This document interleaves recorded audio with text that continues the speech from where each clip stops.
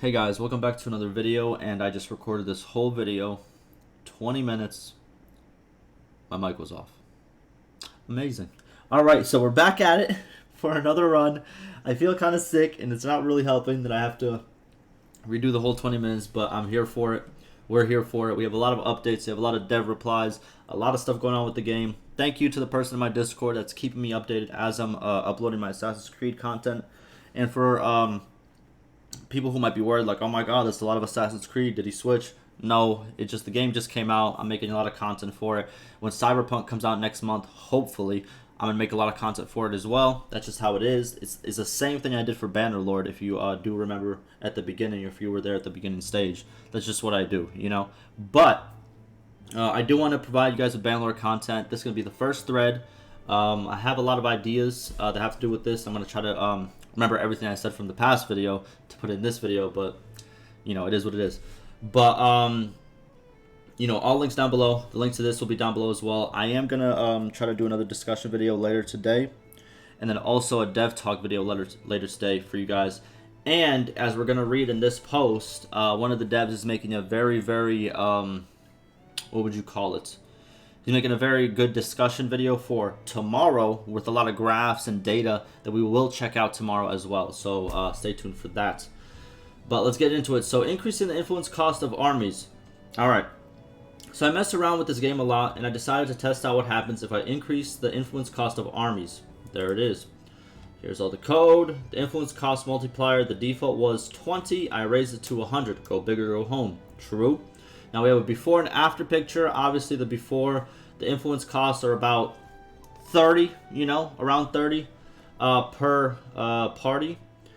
And the parties are substantial. They have, you know, close to like 100 to 200 to 300 men.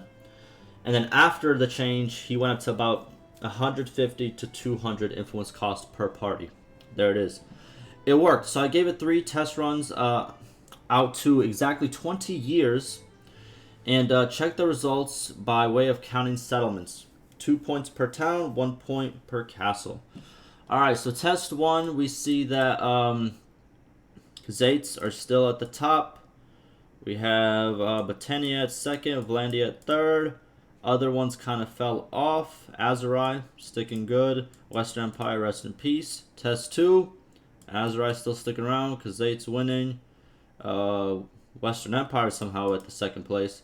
And Northern Empire and Sturgia, rest in peace. And test 3, very similar results. There it is. Okay, so it turns out... It turns out it works to help some of the snowballing, although I got unrecoverable or dead factions. But on the plus side, the largest faction was never more powerful than the next 2 largest combined, which was typically happened by year, what's it called, 1100 in a playthrough, a regular playthrough. Going through my save on the 3rd test, the only one I have since I was unaware of how autosaving worked across multiple characters. It doesn't. I checked on the armies to see what they looked like. Okay, so this is 20 years down the line, what the armies look like. So 20 years down the line, the armies are still between 500 to 900, which is actually very, very low if this was a regular game without the increased influence cost. Fairly small, especially for 20 years of game time when clans have plenty of influence and loads of influence generating policies and buildings up and running, but still reasonably capable of sieging down a serious settlement in a few cases, but mostly modest armies that basically are good at defense, or I couldn't read, and not much else. Because throwing less than 600 dudes against a settlement with level 3 walls is like throwing a watermelon at a tree. So yeah, unless I F something up, I think this might be a reasonable band-aid for snowballing. Keep in mind, it took 20 years of game time to play out. Thoughts, questions, and comments. Alright, like I said in the last video, I'm going to try to, like, get my thoughts back. But, here it is. So, one of the core game mechanics right now is fighting. Whether it's in a party, in an army, you know, most of the time it's in an army when it comes to kind of, like, mid to late game. Either you're joining an army or you're running your own army, right? It's a big part of the game. And I fear that if we, okay, before I say this, should we increase the influence cost? Yes. Now, that's a blanket statement. Yes, we should. I don't know how much. I don't know if it's needed right now. Now, here's why. So like I said, the big part of this game is like fighting, and there's a lot of armies involved, right? And the problem I see is there's going to be a lot more waiting if these increases are made right now. Yes, there's some stuff you can do on the economic side. There's some stuff you can do on the diplomacy side, but it's not fully there yet, if that kind of makes sense, right?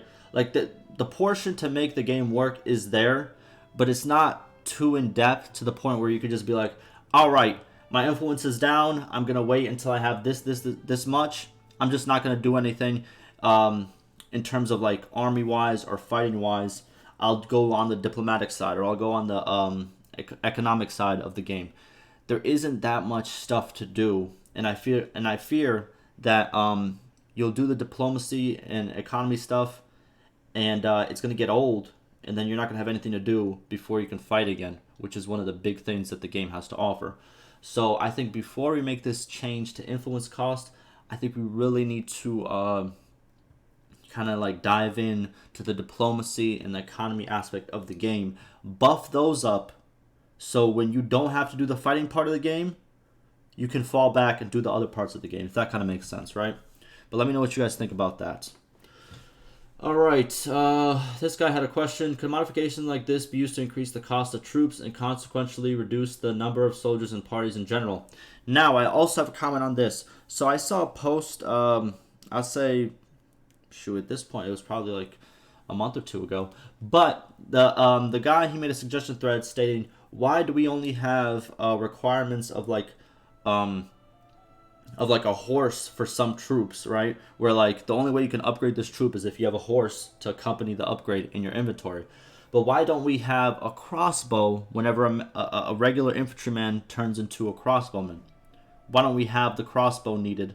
Or why don't we have a special shield needed for this unit? Or why don't we have a special this needed for that unit? If that kind of makes sense, right? And I think that would be a very, very, very, very cool, hyper-realistic mod. I don't think it'll be in the game. I hope it's not in the game. It'll make stuff a little bit too complicated. But I think that would be a very, very good mod if someone can make it, where they add extra stuff that you need for troops, and it actually adds it for the AI as well. That will slow down a lot of stuff as well, because building up an army won't just be easy as walk into a village and do this, and you know what I mean? It'll be more strategic thinking, but at the same time, here's the exact same problem. We need to buff up the other aspects of the game. Economy, diplomacy.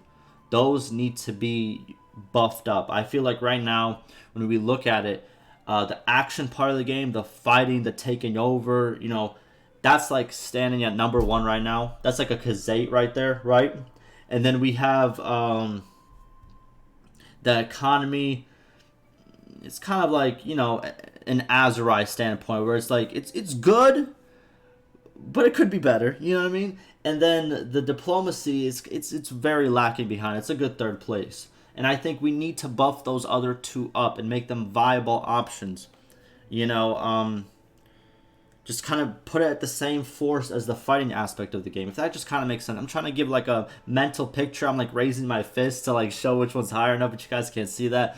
But if that makes sense to you, like the fighting aspect of the game, it's very well done. You love it. You love fighting. You love, like, I don't know, me personally, I'm still not bored of fighting. I have like what, 500, 600 hours. I'm still not bored of running into a fight and just, you know, just doing the same old thing over and over again. It's so much fun, you know what I mean? Like the aspect of fighting the game. But it's just like the economy and diplomacy part just needs to boop, get like a, you know, a growth spurt, if that kind of makes sense. But alright, let's read the dev replies.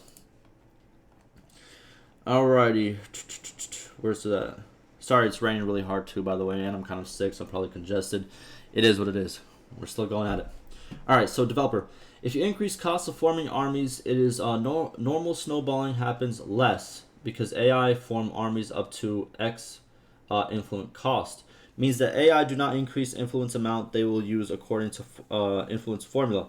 Assuming they are spending 100 influence for forming armies, they have 300 to 400 influence. Similarly, they spend 200 if they have 700 to 900. They spend 300 if they have 1,000 to 1,500, and max 400.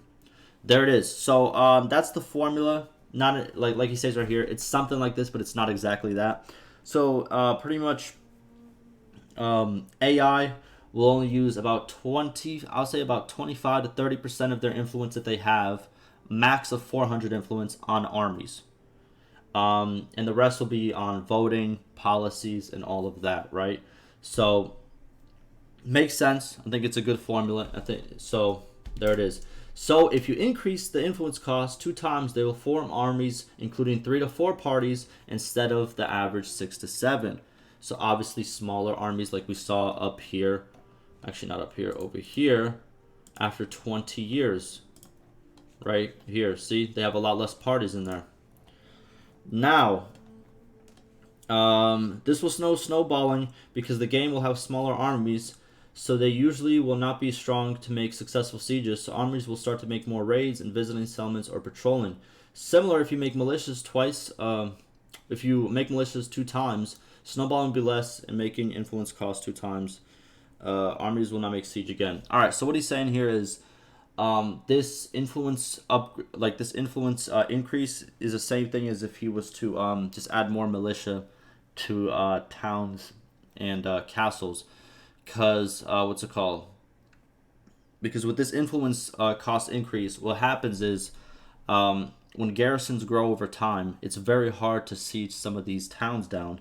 And one of the big reasons, if you remember right over here, you see how some of them have 1 town, 3 towns. Do you want to know why this happens? Because the towns become so big with militia and also all the other parties that kind of wait in that town, since that's like the only town they really have left, to the point where the other kingdoms, no matter how big they are, they can't form an army big enough to take it on, you know? And the ones where you see 0, that's just because they took them out early on before the garrisons can grow.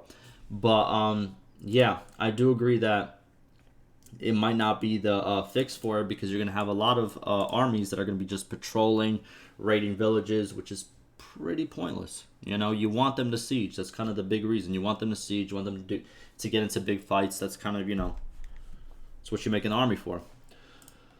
Fix the snowballing should not be like this. I know currently in 20 years, 2 factions, usually Battanian and Khazaits, are having 50 to 60 fiefs. Towns kind of 2, and 2, 3, 4 factions, usually Northern Empire, Southern Empire, Styria, are eliminated or left with 1 to 2 towns, but this will be fixed soon.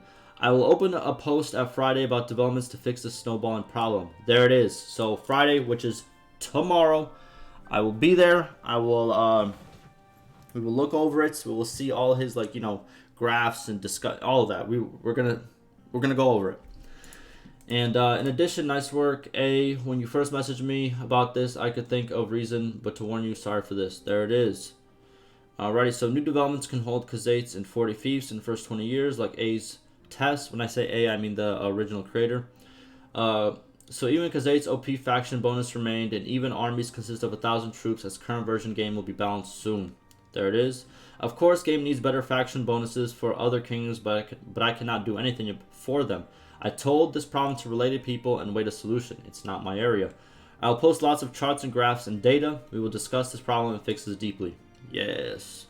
And in terms of this, I thought of a good video idea where I'm going to sit down, obviously after the Assassin's Creed stuff's kind of, you know, when I pass that, I'm going to sit down, I'm going to think of bonuses for every single faction that makes sense, that are kind of balanced, that, you know, and I'm going to make a video on it, and I'm going to see, I can't talk, I'm sorry. I have a lot of stuff going in my head. I'm still trying to... It is what it is. But I'm going to make a video pretty much talking about kingdom bonuses and how to make them better, how to improve them. And I do want to have you guys give me your input if they're good or not, right? But that's a video that will come soon. But apart from that, he just talks about, you know, it's good that other people are helping collect data. It's always good. Because I already went over this once, and yeah, just keep collecting data. And that's pretty much it for this thread.